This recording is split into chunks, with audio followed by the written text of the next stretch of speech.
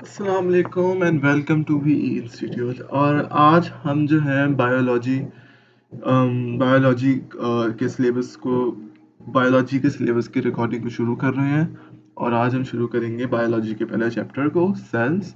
And in this particular session we will cover the basic structure of cell, the two type of cell, which is the plant cell and the animal cell, जो कि हमारे syllabus में include है। हम उनको discuss करेंगे, उनके बारे में जानेंगे, उनके ऑर्गेनल्स और उनके फीचर्स को जानेंगे। So let's dive right into it. तो सेल की एक बेसिक डेफिनेशन है, and cell is the basic unit और the building block of life. Cell एक सबसे छोटा, हमारी बॉडी का सबसे ज़्यादा बेसिक यूनिट है जो कि लिविंग है। यानी हमारा जो सेल है बॉडी का, वो सबसे ज़्यादा छोटा, the smallest unit in our body is cell. So cell जो है वो actually is the smallest, and cell जो है वो सबसे ज़्यादा स्मॉलेस्ट होते हैं, सही है। और सेल्स जो है, जब बहुत सारे सेल्स मिलते हैं तो वो बनाते हैं टिश्यूज़।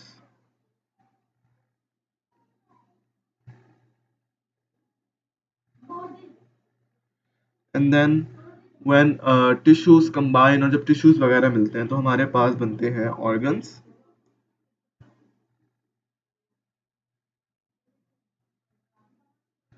व्हेन डिफरेंट ऑर्गन्स हमारे पास कोऑर्डिनेशन में काम करना शुरू होते हैं तो हमारे पास बनते हैं डिफरेंट ऑर्गन सिस्टम्स।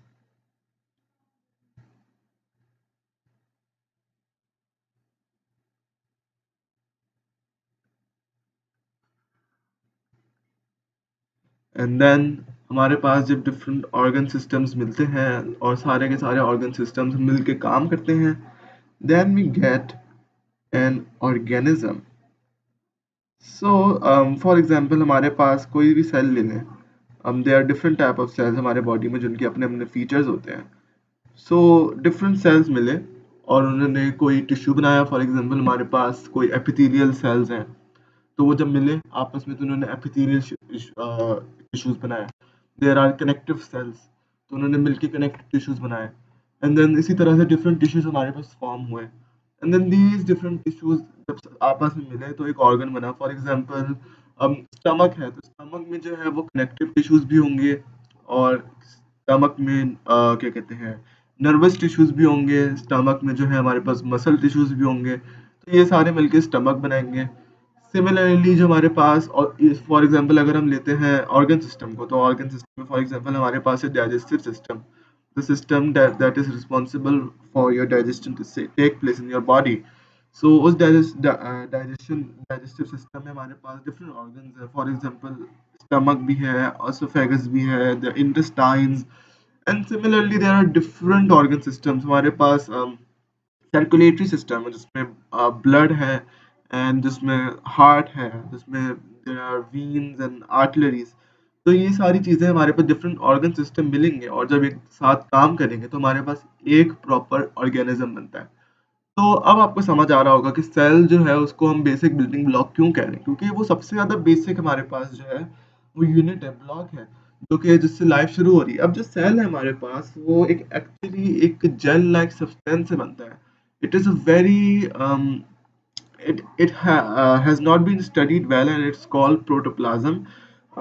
अभी तक इसके बारे में जो हमें हम जो साइंटिस्ट अभी तक मालूम कर सके हैं वो ये है कि it is 90% water and with some nutrients, and it is actually the one जो कि मतलब सेल्स इनिशियल स्टेजेस में बनने से पहले वो प्रोटोप्लाज्म होता है, and then it forms all the organelles और अपने सेल्स के कंपोनेंट फॉर्म करता है from that protoplasm. But however protoplasm हमारे सिलेबस में इंक्लूडेड नहीं है, so we do not need to go into the details. हम यहाँ पर बात करेंगे सेल्स। हमारे पास दो तरह के सेल्स हैं in our syllabus, that is animal cell and the plant cell, और हम उन दोनों को डिस्कस करेंगे in this session. So now we will move on to the animal cell. So ये मेरे पास जो है एनिमल सेल है। सबसे पहले तो मैं चाहूँगा आप एनिमल सेल की शेप ऑब्जर्व करें। दो तीन चीज़ें हमें इसकी ऑब्जर्व करनी चाहिए। अगर आपके पास फॉर एग्जांपल बहुत सवाल आते हैं, यू हैव टू आइडेंटिफाई कि एनिमल सेल कौन सा है, प्लांट सेल कौन सा है, एमसीक्यूज में भी आता है। तो यू सबसे ज़्यादा जो बिगेस्ट गिव अवे होता है ना, sometimes the cell in the paper is shown to be empty, और फिर कैसे बचाने हैं। So the biggest give away is actually is actually the क्या कहते हैं हमारे पास the shape of the shape of the cell is the biggest give away. ये आप शेप देख रहे हैं, this is the biggest give away हमारे पास सेल की, और यही है जो हमें बताती है कि ये ज्यादा जो है हमारे पास प्लांट सेल है या एनिमल सेल है। सो यहाँ पर देखें तो the shape is very irregular, और जो शेप होगी वो बिल्कुल भी प्रॉपर नहीं होगी, रिजिड नहीं होगी। तो यू आप उधर से पहचान लेंगे कि ये जो है ना एक एनिमल सेल है। तो अब हम बात करते हैं एनिमल सेल के बारे में और इसके फंक्शंस, इसके जो ऑर्गेनल्स हैं। ऑर्गेनल्स जो मतलब है, ऑर्गेनल्स का मतलब होगा कि जो सेल्स के कंपोनेंट्स है ना, उन्हें हम ऑर्गेनल्स कहते हैं। तो सबसे पहले बात करते हैं the most important organelle in the most important organelle जो है हमारे पास in the cell is actually the nucleus. The nucleus, ये न्यूक्लियस है हमारे पास, और ये सेल का सबसे ज्यादा इंपॉर्टेंट कंपोनेंट है। It actually controls all the activities going inside the cell. ये कंट्रोल करता है कि सेल में कौन सी चीजें बाहर जा रही हैं, कौन सी चीजें अंदर जा रही हैं, ये सारी चीजें कंट्रोल करता है inside the nucleus. Let me draw nucleus real quick. ये फॉर एग्जांपल यहाँ पर मैं बना रहा हूँ एक न्यूक्लियस, सही है। न्यूक्लियस में हमारे पास होंगे छोटे छोटे से thread like structures.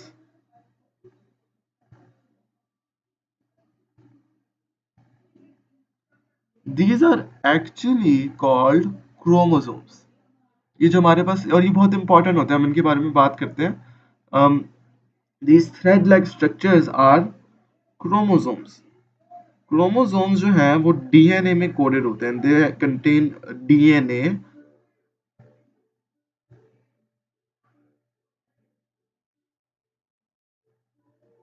Chromosomes contain DNA and genetic information. Genetic information वो होती है जो कि आपके जो कि पेरेंट्स से जाती है ऑफस्प्रिंग में, and then it is pass down from the parents, तो वो जेनेटिक इंफॉर्मेशन कहते हैं। और इधर ही सारी की सारी चीजें होती है हमारे पास स्टोर्ड, कि सेल का फंक्शन क्या है और सेल क्या क्या करेगा। तो यहाँ पर हमारे पास जो है ना सब कुछ स्टोर होता है, all these features and functions and stuff. तो ये बहुत इंपॉर्टेंट है। समटाइम्स जो है ना हमारे पास जो ह्यूमंस में हमारे पास न्यूक्लियस होता है, उसके सराउंडिंग में जो है ना मेम्ब्रेन होती है, that is called the nuclear envelope.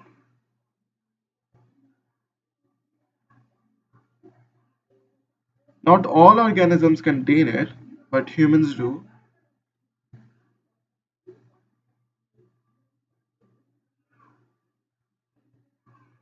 तो हमारे पास न्यूक्लियर एनवेलप भी आ गया। Now we will move on to the cell membrane. तो सेल मेम्ब्रेन का फंक्शन बहुत ज्यादा सेल्फ एक्सप्लेनेटरी है और बहुत ज्यादा आसान है। बहुत ज़्यादा आसान है। देखिए सेल मेम्ब्रेन जो है वो रेगुलेट करती है सेल में, it is partially permeable. Cell membrane का जो एक बहुत ज़्यादा इंपॉर्टेंट फीचर है जो आपको याद रखना होगा, वो है कि cell membrane is partially permeable. अब इसका मतलब क्या है पार्शियली परमीबल का? इसकी डिटेल्स जो है वो एब्सोल्यूट डिटेल्स जो है इसकी, वो आपको चैप्टर 2 में जाके मिलेंगी। That is the chapter osmosis वाला चैप्टर जो है, इट इज पार्शियली परमीबल।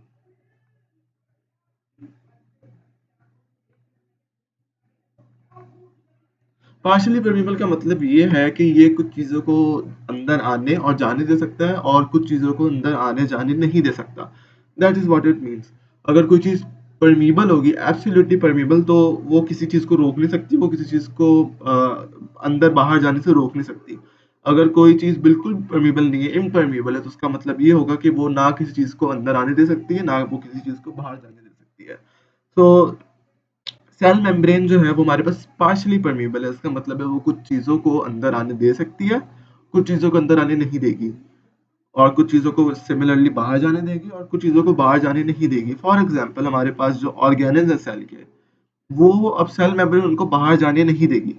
लेकिन अगर कोई एक्सक्रीटरी मटेरियल है, कोई टॉक्सिन है, तो वो जो है सेल मेम्ब्रेन उसे ब्लड में भेज देगी, बाहर भेज देगी। इसी तरह से अगर कोई बाहर से टॉक्सिन अंदर आना चाह रहा है, तो फिर वो सेल मेम्ब्रेन उसको पूरी कोशिश करेगी रोकने की। And if there are things like nutrients, कोई शुगर है या कोई फैट है तो वो उसे जो है अंदर आने देगी सेल मेम्ब्रेन। तो सेल मेम्ब्रेन का ये फीचर होता है। पार्शियली परमीबल ये इसका एक बहुत ज़्यादा इंपॉर्टेंट रोल है इन द ऑस्मोसिस, लेकिन हम ऑस्मोसिस को चैप्टर 2 में इंशाल्लाह डिस्कस करेंगे। Next we have the vacuoles. तो वैक्यूल्स का भी फंक्शन जो है वो बहुत ज़्यादा क्या कहते हैं आसान है। They store food. यहाँ पर फूड कहना जो है अप्रोप्रिएट नहीं होगा। दे स्टोर न्यूट्रिएंट्स, क्योंकि हमारे बॉडी में जो है वो फूड जो है न्यूट्रिएंट्स में आके टूटते हैं। सो दे स्टोर न्यूट्रिएंट्स। सही है। और जो एनिमल सेल है उसमें जो वैक्यूल है वो स्मॉल होते हैं एंड दे आर टेम्परेरी, यानी ये जो है बनते हैं देन टूट जाते हैं, फिर दोबारा से न्यू बनते हैं देन दोबारा से टूट जाते हैं। Next we have the cytoplasm. The cytoplasm का भी बहुत सिंपल काम है। ये जो है जेली लाइक सब्सटेंस है और ये एक मीडियम प्रोवाइड करता है ऑर्गेनल्स को कि जिसमें वो फ्लो कर सके। It provides a medium to flow. It's jelly like substance. It's 90% water और इसमें 10% न्यूट्रिएंट्स होंगे। Yes. So now we have the mitochondria. Single mitochondria को माइटोकॉन्ड्रियन कहते हैं, and then there are multiple mitochondria, we call them there are multiple mitochondria and we call them mitochondria. So mitochondria are the powerhouse of the cell. They are the battery of the cell. यहाँ पर energy store होती है। तो जो cell को energy चाहिए होगी कोई चीज वीज करने की, कोई फंक्शन परफॉर्म करने का, तो वो जो एनर्जी है वो उसको माइटोकॉन्ड्रिया से मिल रही होगी। सो ये हमारे पास था एक जनरल, एक बेसिक एनिमल सेल। सो अब हम मूव ऑन करते हैं प्लांट सेल के ऊपर।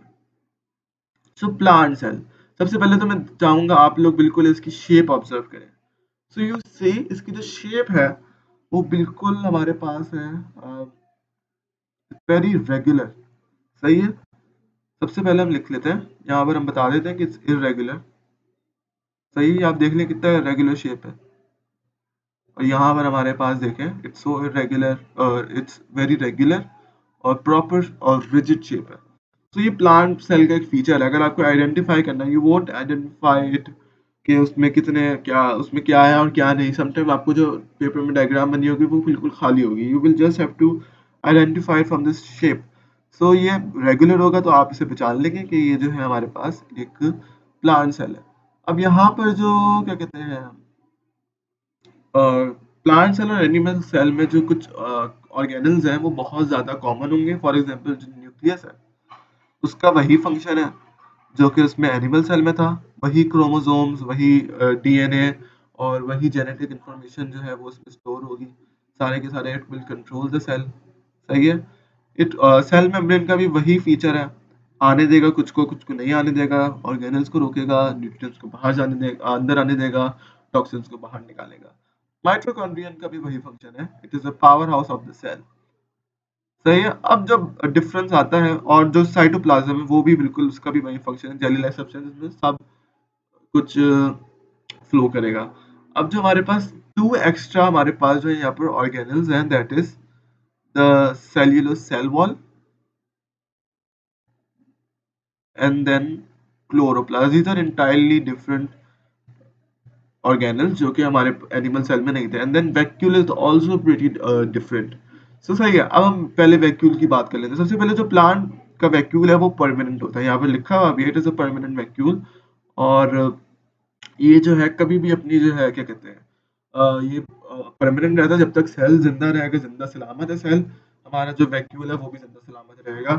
इसमें जो है न्यूट्रिएंट स्टोर होंगे और इसके इर्द गिर्द एक बड़ा वो है क्या कहते हैं इम्पोर्टेंट फीचर है, वो ये है कि एक्चुअली प्लांट सेल के वैक्यूल के इर्द गिर्द होती है एक membrane that is called the tonoplast. तो ये एक एक्स्ट्रा चीज है इसके बारे में। Okay, now moving on. अब हम बात करते हैं सेल वॉल। तो सेल वॉल, अब मैंने आपको बताया था ना कि प्लांट कितना रिजिड है। तो सेल वॉल की वजह से प्लांट को जो है ना रिजिडिटी मिलती है। अब सेल वॉल का जो मेन फंक्शन है और मेन फीचर है वो हमें आगे जाके जो चैप्टर 3 एंड 4 है उसमें पता चलता है कि how cell wall helps the plant कि वो टर्गेट रहे, रिजिड रहे। ये सारी चीज़ें हम बाद में डिस्कस करेंगे, लेकिन it is made of cellulose. और अभी तक आप इतना जान लें कि सेल वॉल जो है वो प्लांट को रिजिडिटी प्रोवाइड करती है और उसको बिल्कुल एक प्रॉपर शेप देती है। अगर प्लांट में सेल वॉल नहीं होता तो वो बिल्कुल एनिमल सेल की तरह जो थी वो रहती। अब आते हैं हम क्लोरोप्लास्ट। तो क्लोरोप्लास्ट जो है ना, अब ये है एक न्यू चीज। और इसमें हमारे पास होता है chlorophyll. I am pretty sure chlorophyll के बारे में पढ़ते आ रहे हैं हम लोग। तो क्लोरोफिल जो है इज अ ग्रीन पिगमेंट, और ये ऐसा केमिकल है जो कि सनलाइट की मौजूदगी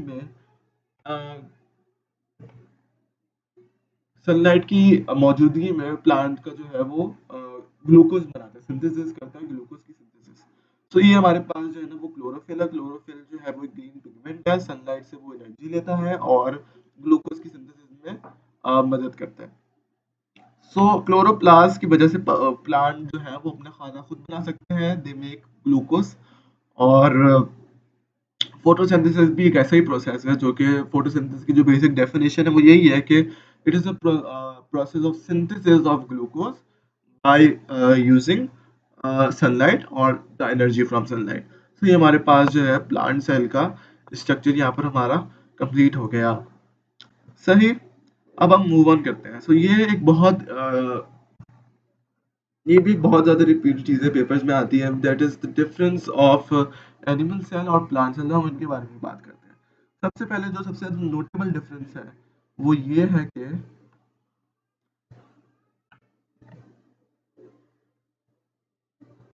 सबसे पहले जो हमारे पास बात है ना वो ये है कि एनिमल सेल की जो शेप है ना वो इरेगुलर है।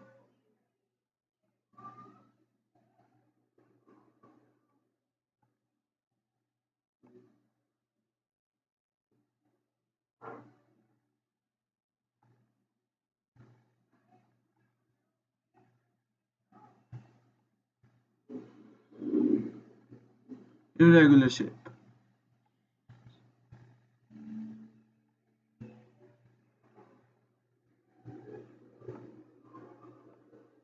और यहाँ पर हमारे पास प्लांट सेल है, उसकी बिल्कुल रेगुलर शेप होगी।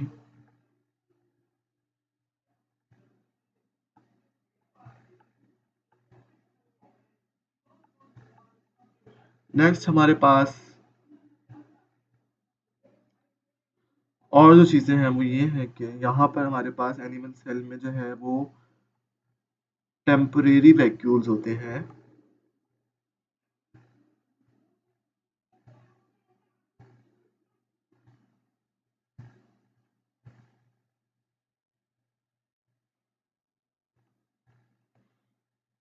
और यहाँ पर हमारे पास एक परमानेंट वैक्यूल होता है।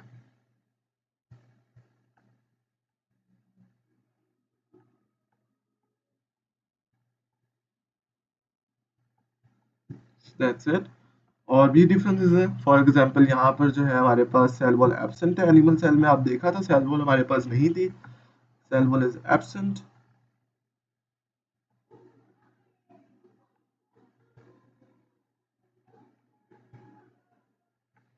और सेल वॉल जो है यहाँ पर प्रेजेंट है।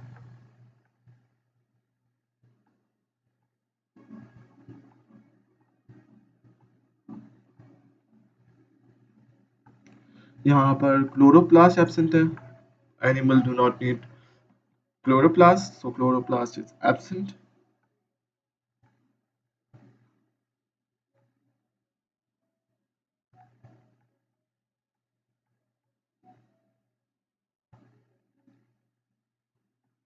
And chloroplast is present here.